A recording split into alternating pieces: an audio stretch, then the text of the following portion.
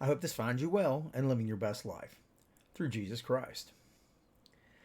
You would think in this modern time of mass media, amid the information barrage that we're continually exposed to, that we as humans would have mastered the basics of good communication, don't you think?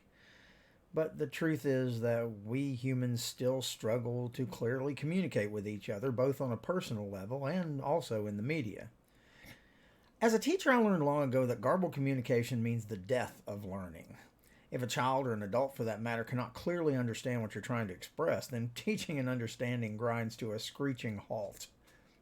Worse than that, misunderstanding often damages the very ability to communicate further and leads to unnecessary conflicts with that further bar communication. I'll give you an example. My dear wife of 41 years often says one thing when she means another. I don't think she does this intentionally, but often the manner in which she says something to me belies what she really wants to communicate. The unfortunate part of this is that I understand it's not uncommon, as many men I have spoken to seem to have run into this same problem for some reason. The thing is, I often feel like I have to translate from what she says to what she means, and this often causes discord, which impedes our ability to communicate. Recently, she told me that I, quote, need to get away from that computer for a day and do what you want for a change. Well, so on the surface, that would seem to mean take a day off, wouldn't it? But no, that's not what she meant. What she meant was that she had a list of things she wanted done, and I needed to stop working and do what she thought was important.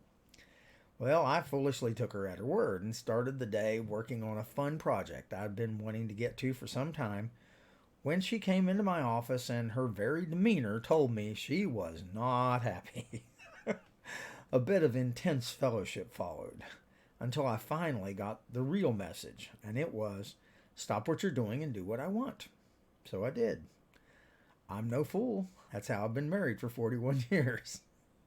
The point is that clear communication principles are lacking in most folks, and it's unfortunate that the Bible, well, it's fortunate rather, that the Bible gives us many clear examples of the proper way to communicate with one another. What we say and how we listen to others is important to God. If you don't believe me, look at Proverbs 18:21. He says that life and death are in the power of the tongue. And in Matthew 12:36, he reminds us that we are going to have to give account for, quote, every idle word we speak.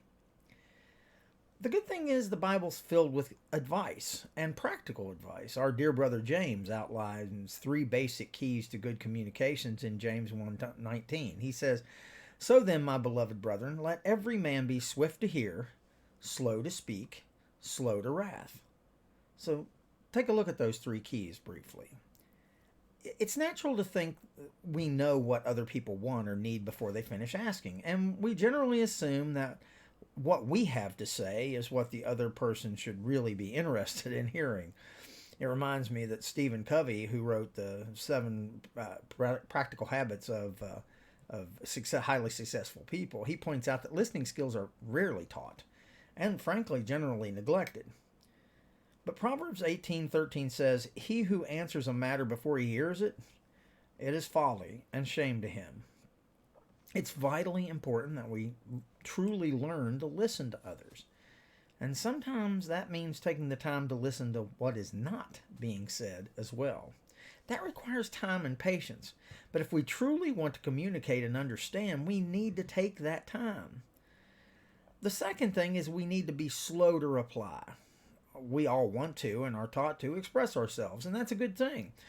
But when our desire for self-expression keeps us from trying to really understand the other person, we're just being foolish and selfish.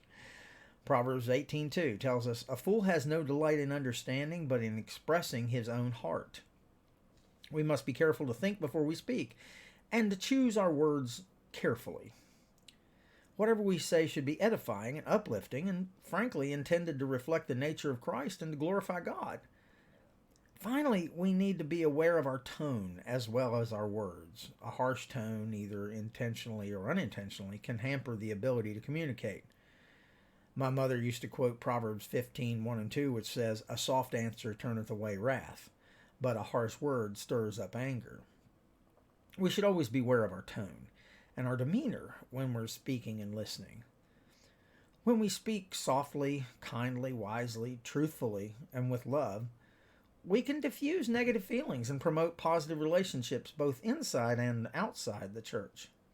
I'm sure I'll expand on this in a later devotional, but for today, I challenge you to put these keys to use and to encourage effective, truthful, loving, godly communication as you go through your day. Remember that many a relationship has started with a well-chosen kind word.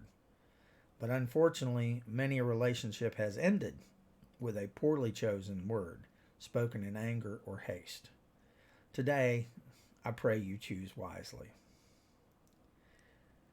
I hope today is a fantastic day for you.